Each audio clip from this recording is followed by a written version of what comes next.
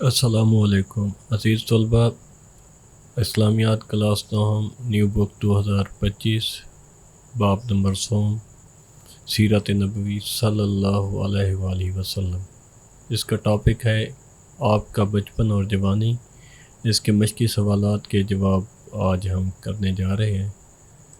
پہلا سوال، نبی کریم نے غزوہ حنین کے موقع پر حضرت شیمہ رضی اللہ تعالی عنہا سے کیا سلوک کیا؟ غزوہ حنین میں حضرت شیمہ قیدیوں میں شامل تھیں۔ انہوں نے نبی کریم صلی اللہ علیہ وآلہ وسلم کو اپنا تعارف کرایا تو آپ نے ان کی بڑی عزت افزائی فرمائی، چادر بچھا کر انہیں آرام سے بٹھایا اور ارشاد فرمایا، مانگو تمہیں دیا جائے گا، قیدیوں کی سفارش کرو، انہیں تمہاری وجہ سے امان دی جائے گی۔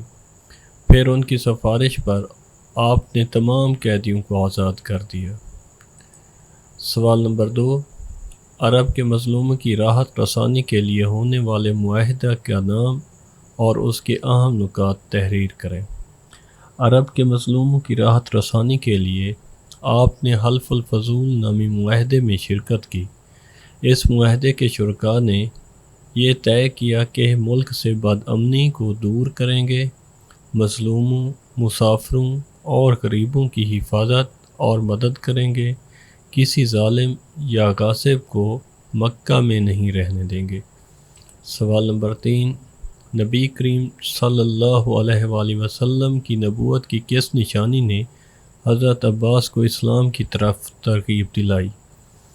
حضرت عباس بیان کرتے ہیں کہ میں نے عرض کیا، یا رسول اللہ، آپ صلی اللہ علیہ وآلہ وسلم نبوت پر دلالت کرنے والی ایک خاص نشانی نے مجھے آپ کے دین میں داخل ہونے کی ترغیب دی۔